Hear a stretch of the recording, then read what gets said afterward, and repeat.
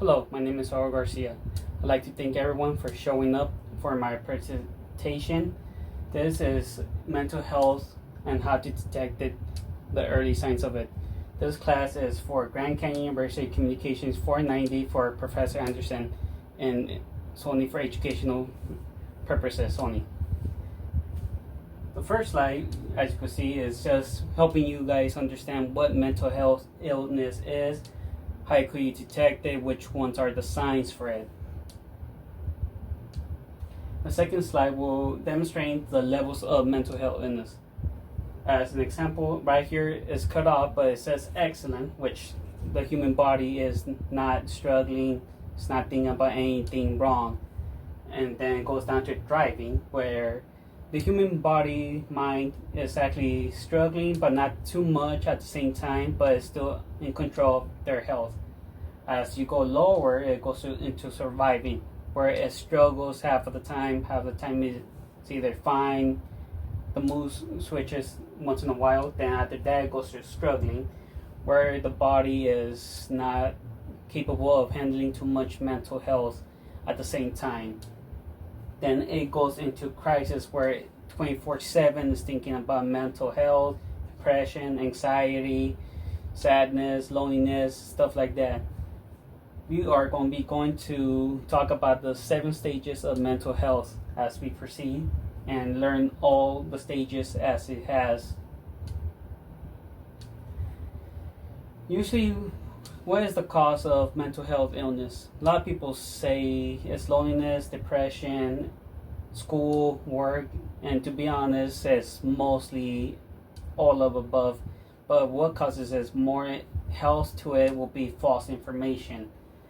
As the young youths proceed to the new world, they are not able to detect things that are real and not real online. Online social media has given the young youths more open to the world, where they are struggling to detect which ones are verified facts and not. Mostly all of them are believing fake information that could mess with their minds and struggle with it, and not a lot of young youths know, like, oh, this is false information, it hasn't been checked by others, these are not actual doctors or professionals, so they just like to believe all the information they just get online, which is not a good thing to do, especially if you can tell which ones are the right informations or not.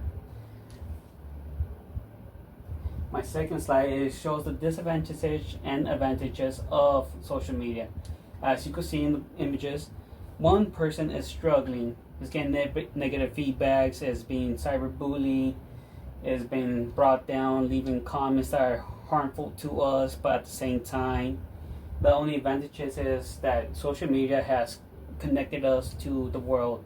It has opened our eyes to a bunch of possibilities, where we are just connected, helping each other, trying to motivate others to seek out and look for help. And that way we could prevent mental health illnesses to not reach crisis level. The whole point of social media, it was to help others in the world, not just yourself. We are trying to create a group here where we all feel safe, welcome. We could talk about our illnesses without being rejected by others, or feel left out, or that we're not normal as them. As you can see, social media has 2 sides. One side will show like, oh, I'm sad and depressed in the real world, but I just gotta put a fake smile and show the world that I'm happy, which is not that much of a difference as being good or bad, because at the same time you're just forcing yourself to be happy, which it will cause more health issues, but at the same time you are just struggling, battling, doing your best to survive out there, which is something you should be keep an eye on, because not all battles are as happy as you can see in this image. Some of us are struggling and put fake smiles, so it'd be better if we all could reach out to that one person, help each other out, show them that they're not alone, that they don't have to have 2 sides of a face where one is sad and the other one's happy. It'd be much easier if they come out and be true to themselves. That way we could know like, hey, this person needs help, let's help them out. It'd be better and easier for us to reach out for help. Now you're all thinking like, what is the cause of mental health illness? As you can see here in this image, there are a lot of different helps, signs of mental health illness, and different types of helps as well. For trauma, the cause of health, it'll be trauma, depression, it'll be anxiety, it'll be new diseases like COVID-19 that walked into the world and pretty much changed everything for the young youth. It'll be sick, it'll be sadness, it'll be loneliness, life changes that we are not able to adapt, but at the same time we are adapting slowly. This will have more effect into the brain, which will cause them to feel left out in the world. As for that, there are a lot of different helps. We could seek out professional help, therapists, or start a group chat where, like I said earlier before, we could all connect and help each other out during the whole process. That way we know like, hey, this person needs us, let's just stick together, not feel like alone, separated, cyberbullied by others. That way we know like we are a group and we should stay a group to help everyone. These are the 7 H stages of mental health illness. You go from mood disorder, unlike depression, or bipolar disorder, which every single day you might be happy, sad, angry. The mood changes for you in an instant. You don't know why, but you just feel any type of mood. Stage 2 will be anxiety disorder, where you just feel pressure. You just feel like you need to start doing things faster or complete something without taking time to relax your mind and body. Third one will be personality disorder, where you just don't feel yourself. You have to adapt to different changes. Like for example, you might feel like you're a nice person, but with the wrong group you might switch the attitude, do something that you don't normally do.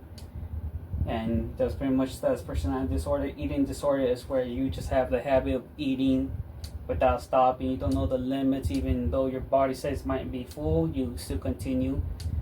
The fifth stage will be substance abuse disorder, where you're just constantly using different types of narcotics, where it will affect your mind, and you think like, oh, I gotta keep taking to help me not feel anything. The sixth stage will be a psychiatric disorder like schizophrenia. The schizophrenia pretty much tells you like you're just doing random things without no reason. Seventh stage will be post-traumatic stress disorder, where you are just having PTSD, where you are traumatized about certain things and you don't know why, and it will have effect in the mind. It could be from losing a loved one to being abused as a young child or an adult. The last stage will be obsessive compulsive disorder, where you pretty much are obsessive against things, or you want something but you don't know why, and you're just pretty much hoarding everything that you can to feel complete inside. The last will be the stigma. Mental health is a stigma where we are just postponing things. We are we're just too taking risks, saying like, I'll deal with this later. This is that like one situation we can't handle right now, so let's just postpone it. That will be the stigma stage, where you are just trying to avoid the truth that many people are just don't want to deal with mental health.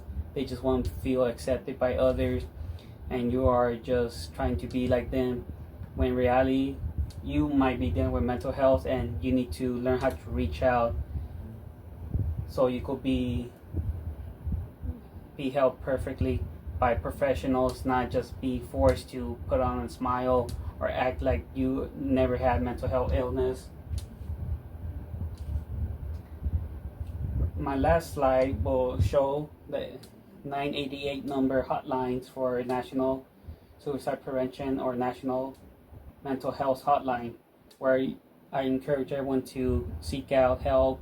Don't feel left out, and please reach out for anyone that is looking for help. Give them this information so that way they go help each other. And thank you for your time.